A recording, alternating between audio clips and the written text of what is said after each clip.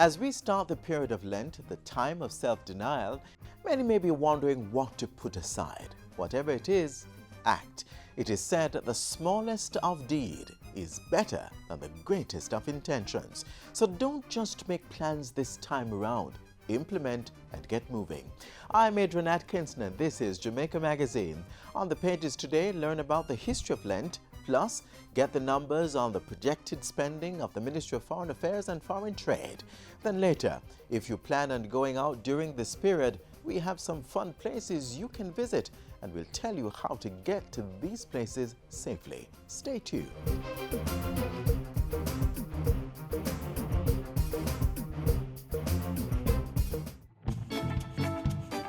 Some marina, you know. Yeah? Yeah, man, I have the package 6 for 1,000. 60,000. Yeah.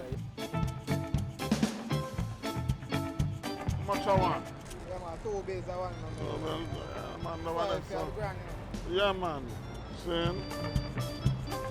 Rich. Alright, What one, cat?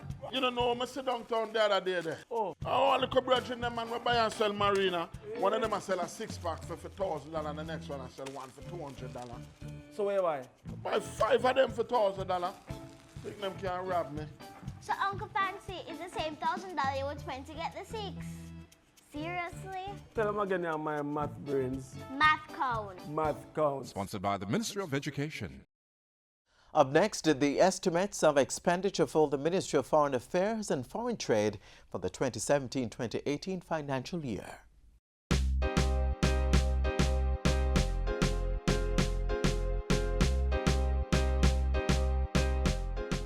The Ministry's overall bilateral strategy for the ensuing fiscal year will focus on strengthening Jamaica's traditional partnerships while maximizing the opportunities which they present. A second plank of our strategy is the forging of new relationships and alliances with emerging markets. Within the pages of this book is the story of how the ministry will fulfill this mandate and what it will cost the national budget.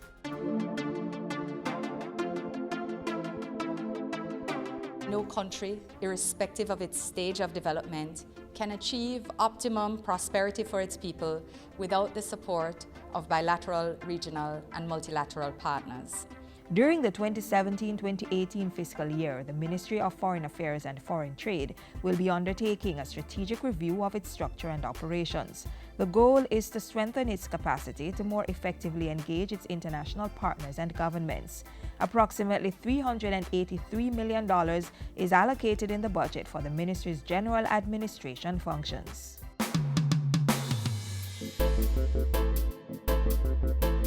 A major focus of the ministry this fiscal year is the completion of Jamaica's foreign trade policy. We've been developing foreign policy strategies designed to promote new and expanded partnerships. It is important that these partnerships give impetus to our economic growth agenda with the attendant benefit of creating jobs and the ultimate goal of a better quality of life for all our people. $137.68 million is allocated to support the ministry's efforts to maintain and strengthen Jamaica's bilateral relationships. The Diaspora and Consular Affairs Department is to receive $34.78 million to strengthen the linkages with the Jamaican diaspora. Jamaica's economic growth strategy recognizes the diaspora as a critical partner in the pursuit of the social and economic development of our nation. The government, through its newly established Economic Growth Council, has embarked on initiatives to harness their unrealized potential. 2017-2018 targets for the Foreign Affairs Ministry include the implementation of the Comprehensive National Diaspora Policy and maximizing on the biennial staging of the Jamaica 55 Diaspora Conference.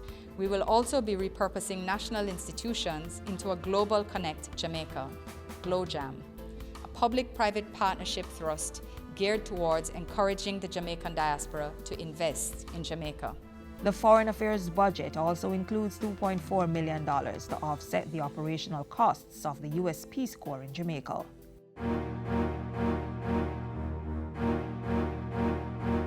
Jamaica's high commissions, embassies, consulates general, and permanent missions overseas are tasked with creating opportunities for trade, investment, and tourism, and securing development assistance and debt relief for the country.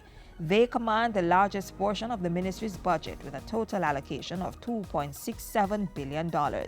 It includes $633.4 million for the High Commissions, $864.6 million for embassies, $568.4 million for consulates general, and $611.76 million for permanent missions. We intend to expand the depth and breadth of our overseas representation by reviewing and strengthening our network of honorary consular representatives. The national consular policy will also be completed to improve the quality of consular services to Jamaican and foreign nationals. Our membership of regional organizations such as the CARICOM, CELAC, and the OAS reflect the significant role that these and other regional bodies play in providing technical, economic, and functional cooperation for Jamaica. $836.9 million is budgeted to secure Jamaica's continued membership in CARICOM, the Office of Trade Negotiations, the Organization of American States, and the Secretariat of the Association of Caribbean States. Another $69 million will go to the Commonwealth Organization.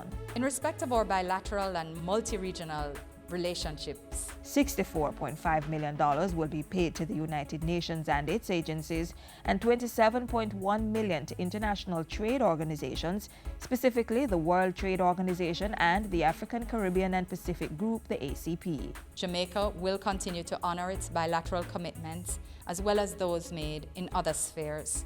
We will also remain vigilant in respect of ongoing global developments that affect us all.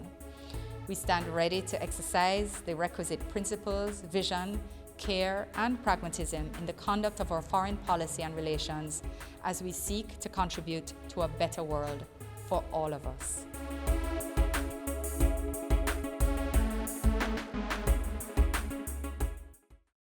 Let's celebrate Jamaica to the world. Fastest man in the world. First Jamaican woman to win gold in Olympic 100-meter sprint. An upcoming global superstar. Mouth-watering meals. And a vibrant set of people. We are Jamaicans. Let's get together and bring back the love. Find out interesting facts about Lent in our next feature. He was nailed to the cross for me. He was bruised and battered so that I might go free. The persecution, the crucifixion, and the resurrection, all reminders of the celebration of Easter. Although edged in controversy over the true origin of the dates, the events of the death and resurrection of Jesus Christ are embraced mostly by Catholics, Lutherans, Methodists, and Presbyterians. The tradition also continues with the Anglican, Eastern Orthodox, and some non-denominational churches.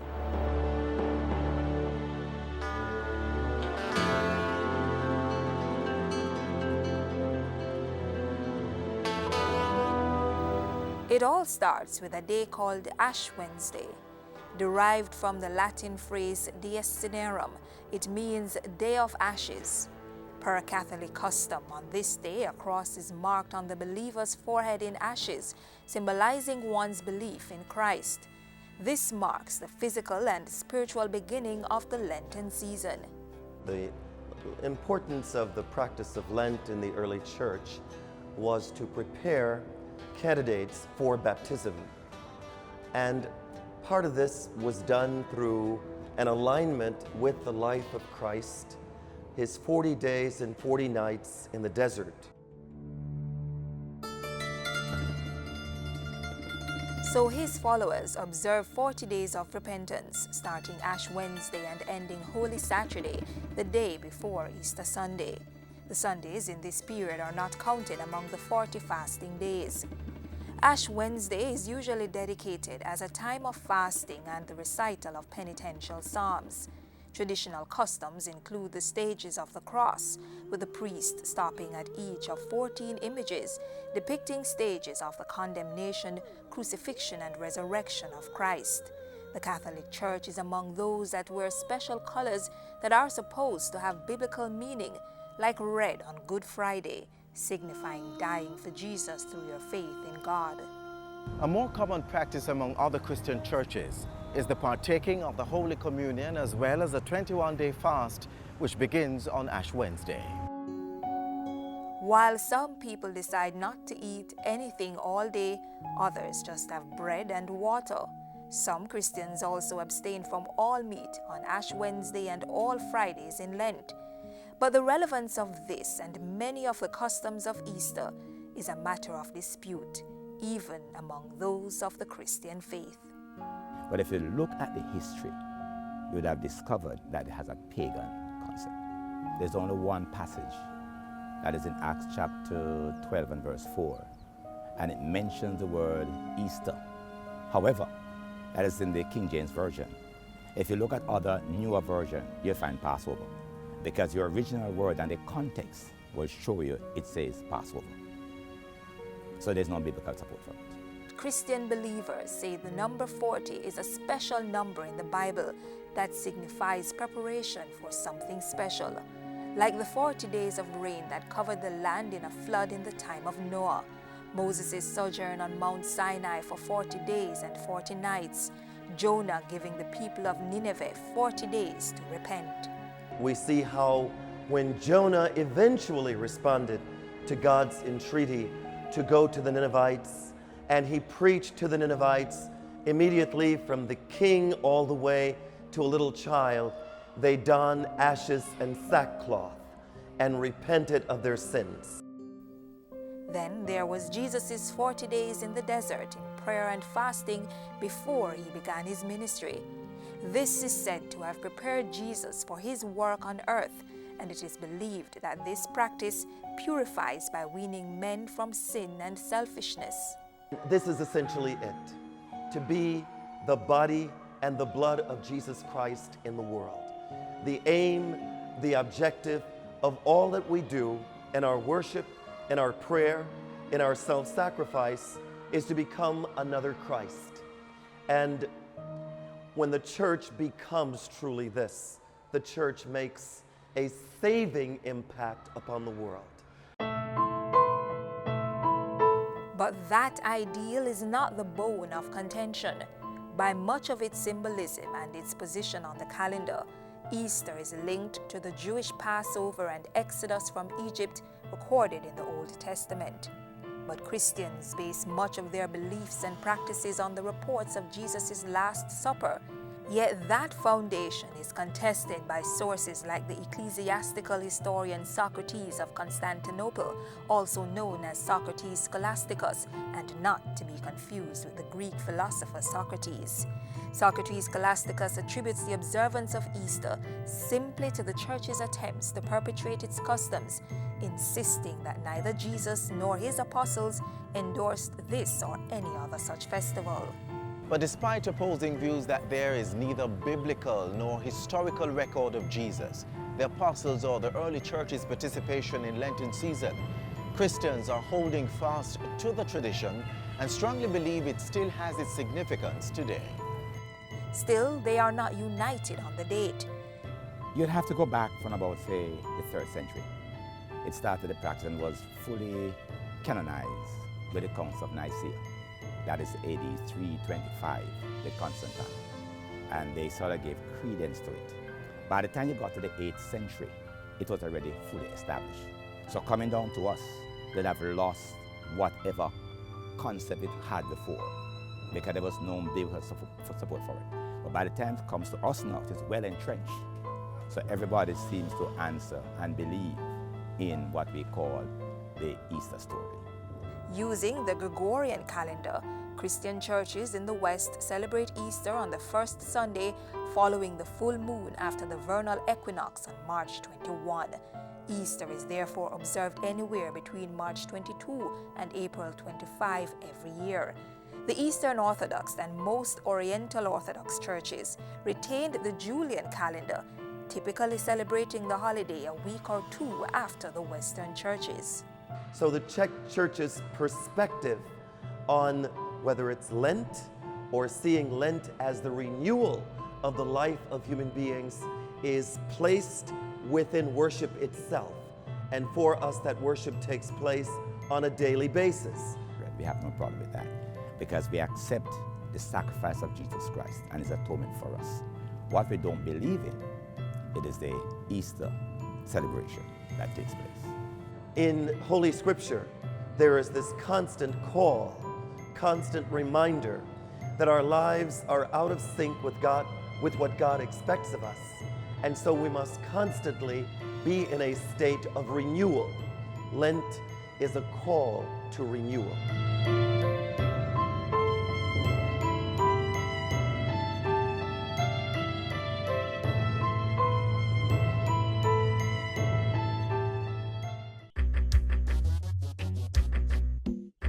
Nutritious food, succulent dishes, superior workmanship, and excellent service.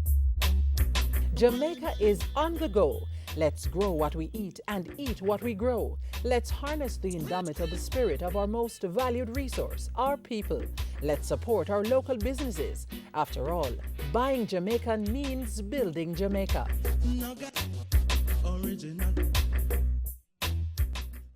Schools are on midterm break. Now is a great time to take the family on a trip. Nothing over the top, mind you, but you deserve to unwind. Not true? Here are some places you can visit with your family, friends, or you can go it alone.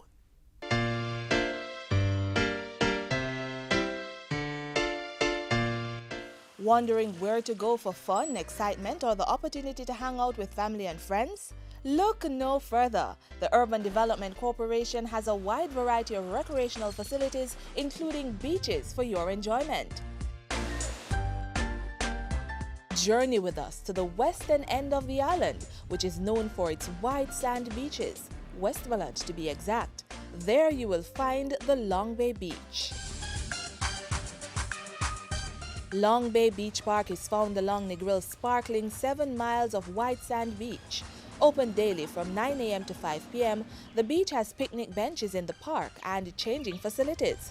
Visitors have more than 9 hectares of beach to enjoy at Long Bay Beach Park. On the north coast, the jewel of Caribbean waterfalls reigns supreme at Dunn's River Falls. Dunn's River Falls is one of the island's most outstanding natural treasures. It offers 600 feet of climbing pleasure for thousands of visitors and locals alike. The Dunn's River Falls and Park, which is a popular recreational spot all year round, is open daily from 8:30 a.m. to 4 p.m.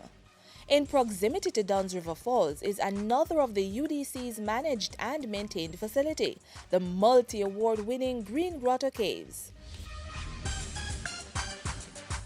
This tourist attraction includes a guided tour through an active cave system. The experience is educational, historic, cultural, and a soft adventure. During the tour, emphasis is placed on protection of the natural ecosystem as the caves operate within the tenets of an environmental management system. The caves were the first worldwide and in the Caribbean to be awarded Green Globe certification. This certification confirms that the Green Grotto Caves maintain good environmental and social practices. Green Grotto Caves is open every day between 9 a.m. and 4 p.m. and has other facilities and amenities such as restrooms, a snack shop, a logo shop set on well-manicured lawns, and gardens. So we showed you those breathtaking beaches and recreational spots along the north and west coasts. Now it's time to travel to the east. There we'll explore the picture-perfect Reach Falls in Portland. These pulsating falls are situated in a luxurious tropical park found along 5 miles above Manchonil, a small fishing village. The attraction features a cascading waterfall, a picnic area, and a nature trail. The lush greenery of the montane forest and the refreshing pool beneath the waterfall promise a memorable experience. Reach Falls is open Wednesday to Sunday between the hours of 8:30 a.m. and 4:30 p.m. In Helsha, St. Catherine is the Fort Clarence Beach for the beach lovers. The 16-hectare beach park is a popular family fun day and picnic spot. It's also an ideal relaxation spot for residents of Portmore, Kingston, and neighboring communities. Our white sand, fish, and bammy and a clean atmosphere is one that guarantees the best beach experience. So this weekend, why not treat yourself? Opening hours are Wednesdays to Fridays from 10 a.m. to 6 p.m. and Saturdays and Sundays from 9 a.m. to 6 p.m. So when thinking of where to go for fun, excitement, or just to hang out with family and friends, remember to choose from our beaches: Long Bay, Bluefields, Duns River, and Fort Clarence. And for other activities, there are the Green Grotto Caves, Two Sisters Caves, and Reach Falls. The Urban Development Corporation, maintaining some of the island's finest beaches and recreational facilities for your enjoyment.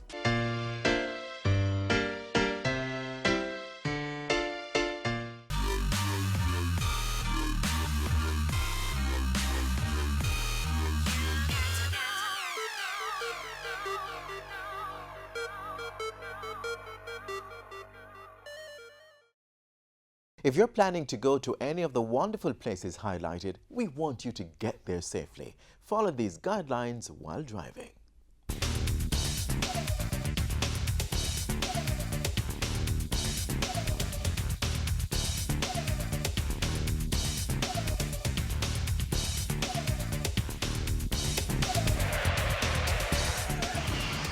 Road fatalities occur way too often. And more often than not, they happen because of a failure to obey the rules of the road. Because of incorrect driving, road infringement, persons failing to apply the road code, approximately 57% of all road accidents and fatalities are caused by this incorrect driving. Speeding, reckless overtaking, drinking and driving, and the failure to obey traffic lights and stop signs are some of the most common road infractions. Infractions that lead to collisions. But the law is clear. From established speed limits to guidelines on how to overtake, the regulations are spelled out. The speed limit for road users depends on whether the roads are in built-up areas, near schools, or on highways. For school zones, it's 30 kilometers per hour, 50 kilometers in built-up areas, 70 kilometers per hour on main roads, 80 kilometers on minor highways, and 110 kilometers on Highway 2000. Drinking and driving do not go together. The presence of alcohol in a driver's system is likely to affect his or her ability to make sensible decisions or even respond quickly and appropriately. So if you drive, avoid drinking altogether. And as it regards overtaking, the rules are also clear. Overtake only if the unbroken white line is on your side of the road, and you should only overtake on the right side. In addition to following those basic rules, before you overtake, ask yourself these questions. Does it make sense? Is it safe? And is it legal? Because you see, a lot of times, even though the overtake may be legal, it doesn't make any sense. It's not necessary. So overtaking is one of the major causes of accidents. It exposes one to head-on collisions. It exposes one to crashes. So we really need to explore all the areas. Is it safe? Does it make sense? And is it legal? Drivers of motor vehicles and motorcycles need to be licensed. Driver's licenses are issued only after the applicants are tested and proven competent to handle a vehicle. The process begins with an application. You take 3 photographs signed by the Justice of the Peace, a learner's license, examination fee receipt, and an application form filled out by yourself and the Justice of the Peace. Take it to the depot, arrange for an appointment, and on an appointment date, you are required to do a written test and a yard test. If you are successful with the yard test, you are taken on the road to do a driving test. People who drive without a valid license are guilty of an offense and risk prosecution by the police. It's also imperative for drivers to ensure their vehicles are roadworthy. Periodic inspections are done to test their suitability for the road. We check for electrical components that they're all working, like headlights, brake lights, park lights, indicators.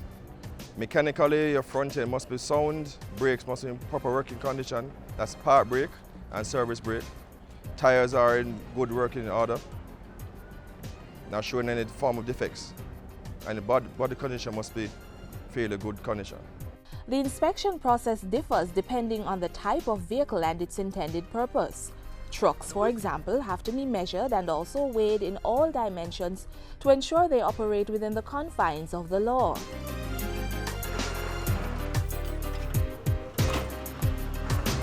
Pedestrians, drivers, and motorcyclists should all follow these general rules in order to minimize chaos while on our roadways. The authorities have been vigilant, and there are penalties for breaches. The police and the Island Traffic Authority do random inspections island-wide to identify those who fail to keep their vehicles roadworthy. The law also spells out the consequences for those who disobey the rules of the road. Offenders could go to prison, pay huge fines, or lose points of their licenses. In addition to obeying the rules, here are some other tips to keep in mind. Drivers, don't use your cell phones or other electronic devices while driving. If you have to take a call, use a hands-free device or pull off the road safely. Pedestrians always walk towards oncoming vehicles and stay alert at all times and avoid unsafe conditions.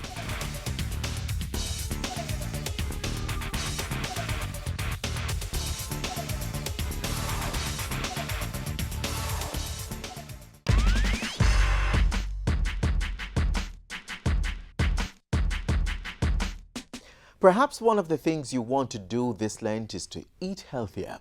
One practice that will make it easier is reading food labels. When you read food labels, you can compare food items and find the ones that have the nutritional value needed.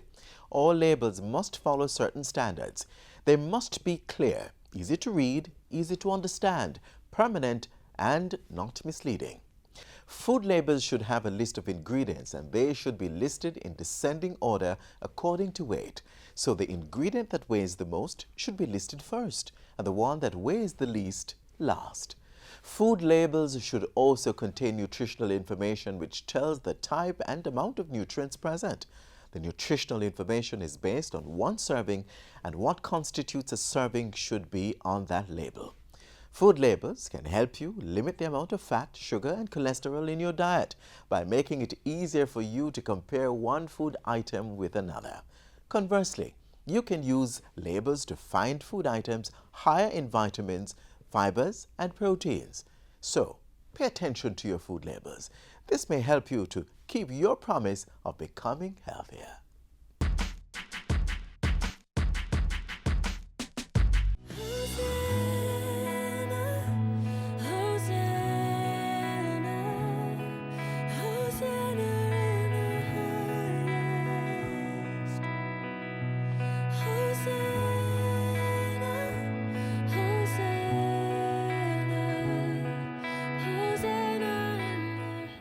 That's all we have for you today. Join us tomorrow for another edition of Jamaica Magazine.